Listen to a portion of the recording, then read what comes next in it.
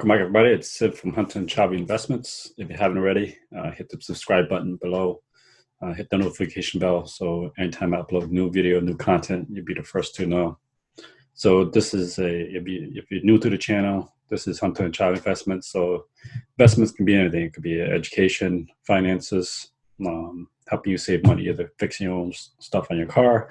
It could be your house. It could be looking at student loans, taxes.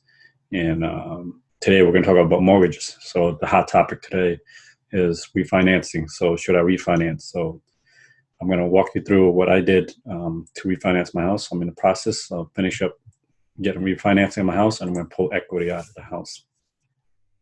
So I'm just sharing my story of what I've gone through. So disclaimer, I am not a financial advisor. I have no background in real estate law or any type of that. I'm just sharing so that if somebody learns from this process, this scenario, I'm using myself as an example, then I'm more than happy to share. So I'm going to share my screen. See if it pops up.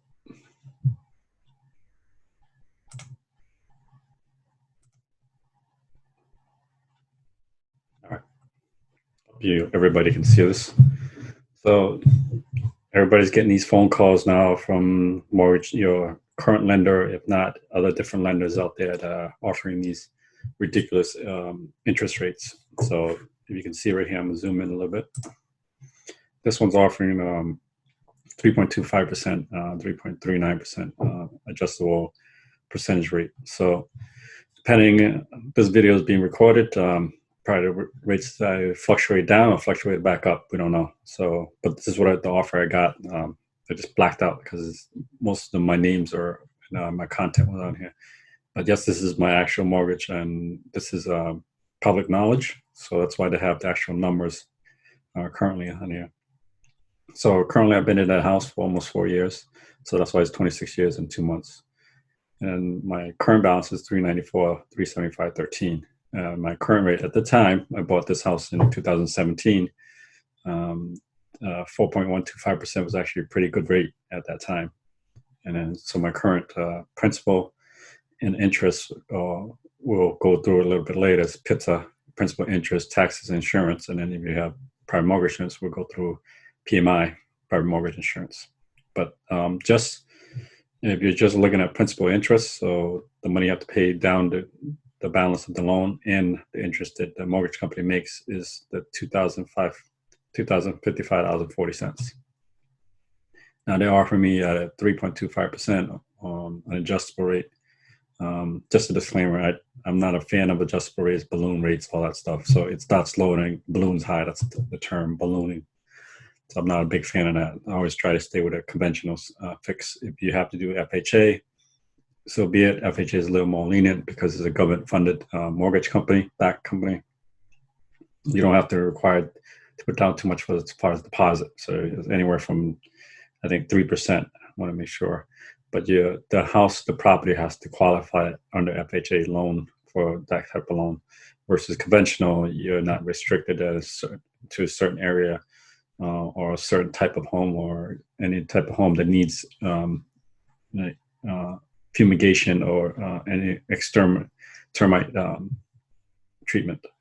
So grant this be my balance, and then I still have basically what they're offering me is I can stay my term. So the term is usually 30 years, 15 years, 10 years, whoever, depending on how long you want to take out the loan for. The shorter the term, the bigger the principal payment you have to make. So I understand that. So if I was just to refinance the house with a different rate at 3.25%, my payment would be just principal and interest would be $1,874. So a difference of almost $200 around there. So over the 26 years, I will save $60,000. So these offerings, so buyer beware. So they'll offer all the stuff. You'll get phone calls. You get all these things in paraphernalia in the mail, but they don't tell you, or they can give you an estimate that the closing cost is anywhere from $3,000, $4,000. In actuality, it's not true, because I've talked to many colleagues, many people who have refinanced already, that using 3% is just a starting point. So don't be fooled by And on average, don't quote me on this, to close the house is anywhere from 6 to 8,000. I don't want to scare you, and then you see why, and I'll run through the numbers. So that's their offer, and this is my current lender. This is what they're offering for me. So let's break it down. If you want to know the lender that I use, it's actually a commercial not commercial, a prominent lender in the Northeast area. So it's not I don't know, joeschmoonline.com or some kind of online service. So this is a brick and mortar company that's very popular, adjacent to or similar to Bank of America, but I didn't use Bank of America. But here's my current mortgage. Let me slide this over a little bit so you guys can see that. So home refinancing, my current mortgage and my new mortgage. So at the rate of 4.25, 25 years. So I talked about this earlier about PITA. Principal interest is $2,055. And then my property tax, and you're probably saying, yeah, he's paying pretty high taxes. That's $641 per month. So addition with this to this, you got added this up. This is your monthly payment. And then you got home insurance, which is also called hazard insurance. I pay about $166 a month. So you add that to that. So that's your principal interest. First the PIA and I, and then the taxes and insurance. So the T and I, and then I added PMI. I can edit this live for you. There you go. Add this one too. To keep everything on the same page. So what is private mortgage insurance? So private mortgage insurance ensures that during the whole housing crisis in 2008, that the mortgage lender is ensured that they'll get their money at the end of the day. Because as many you have and I had to do a short sale of my home property in 2008. And so this protects the lender. It doesn't protect you at all. So it's just money that they get to keep from you. So basically, you're paying. I was shelling $257.99 out the window every single month. So that adds up to about $3,000 a year, just going out the window. So I wanted to save money. 2 years into the house, I tried to do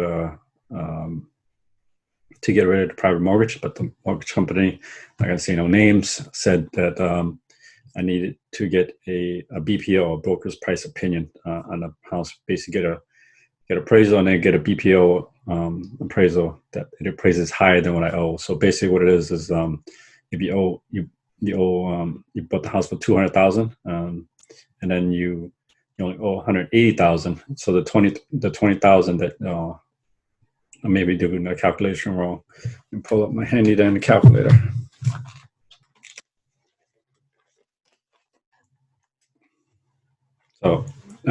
So let's say I purchased a property for $200,000. Now I own only $160,000. So I own 20% of the property, but I still owe $160,000. You get that? So because now I have equity in the home because I paid down the principal to the point where I own 20% of the property. So you can actually pull the equity back out or borrow against your property, meaning that I'll take the 40 grand back to me, but the loan still goes back to 200,000. So it's a balance. It's a way to leverage your money, kind of maneuver things around. Being an interest rate that's lower versus a credit card, that's a better way of borrowing than trying to use a credit card or even a HELOC. I mentioned in my other videos, you can look back that I was thinking about doing HELOC, but actually didn't forego that way. The difference with the HELOC and the equity that I pulled out is the HELOC doesn't require a closing costs and all that. So it's money. It's like a credit card. They give you X amount. Let's say you want 15,000, 20,000 inside. You pull that money out, and so based on an interest rate that's usually higher than most equity that you pull out from your own property. So it's usually 6% on the HELOC. So don't quote me on that either. So check out other videos from the Quack brothers. They do it pretty well on their YouTube channel. That they talk about HELOC all day, every day. So you can go through their channel. So going back, that's why I didn't go with the HELOC, because then I would still stay with the interest rate would have been the same, and then it wouldn't change much. I wouldn't be able to pull equity at a lower rate interest rate. So private mortgage insurance. So total all this up. So PITA. So this is what I pay every month. I know it's high. I live in nice area. I make high income, but the price you pay for high income is you pay everything else. So here's my principal interest, my property tax, home insurance. I just, I put these videos up just to be transparent. I'm not showing off to nobody. I'm just trying to tell you that, we need to talk about money. Most marriages suffer because we don't talk enough about money. You have to be open and clear about everything else. And I'm pretty thorough with this as far as explaining everything to my wife. So here's your principal, here's your taxes, here's your house insurance, home insurance, and then private mortgage, which is just nothing. It's just wasting that money. So the 2 years I tried to do that, they said because I didn't have 20% equity in the house, I needed a BPO, broker's price opinion. But the lender said I needed to at least be now 75%, or 25% equity in the home, which I've never heard of. Maybe somebody in real estate legal counsel can counsel me on that, because I never heard of, because I didn't have 20% in the house. They wanted 25% or more of equity in the house. So I didn't qualify to get rid of this PMI. I don't know. That didn't sound right to me. So I waited a couple of years. Now I'm able to refinance because I have 20% equity in the house, and the market has skyrocketed during this whole pandemic. So my total mortgage payment every month was this. It still is until I refinance. I'm going to be closing within the next this month and this month. So usually closings anywhere from 30 to 60 days, just because everybody else is trying to refinance and purchase a new home. So my current rate is he offered me 3.25 at refinancing. Because I'm pulling equity, they pumped up to 3.5 or 0.25%, 30-year fix. So there's another fixed one. So like I said, I'm not a fan of balloon rates, but this is fixed. I'm doing this live for everybody here. Fixed. And we'll go through it again. So the principal interest is $2,000, and then property stays the same, property tax. The insurance stays the same. Little side note, little pro tip, because this channel, I'm all about giving up pro tips. So your home insurance, when you first purchase the home, let's say I gave the scenario $200,000 house.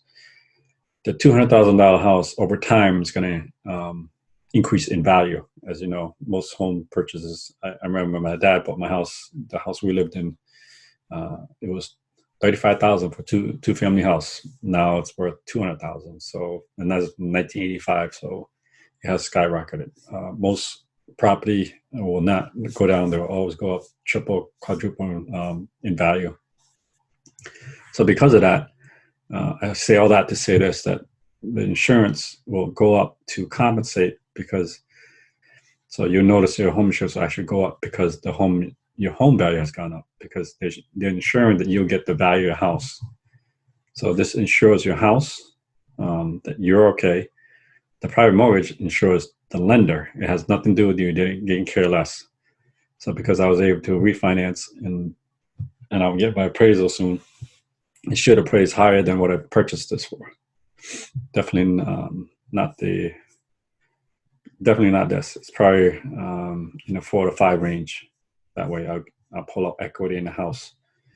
And then my total will be $2,818. And I'll save $301 from the previous mortgage lender. Now, let's go through it all. So it's a 30-year term or amortization. What happens, it's just amortization is a technical term that mortgage companies accumulate a certain amount of credits, interest over the years in 30-year term. So it can be very in your state, who depending on who your lender is, but this lender said the application fee itself is $399. So this is where the rubber meets the road. You have to understand, if you're going to refinance your house, it's going to cost you something. Nothing comes for free. So there's an application fee for $399. Now, the icing on the cake is you can roll all this over into your mortgage. So it's not like scratch that. I digress. The application fee is paid and the appraisal is paid by you first. So you're looking at, for me, I'm looking at close to almost $1,000 just to refinance this house. So the application fee I paid upfront to get the application rolling because I qualified, and the lender said, okay, let's put the application in. So now you pay the application fee of $399 to get everything rolling. That involves getting all your lenders in line, all your attorneys, their attorneys in line, getting all the paper rolling, getting appraisal ordered. So all this takes time and money. So they're charging you $399 for just the application fee. Appraisal, depending on where you guys are and what appraisal you guys use, and what they're telling me from one of my experiences, appraisals are based on the size of your home. So if it's a 1,000 square feet home, it's not going to be $510. 200, so my appraisal is going to be $510.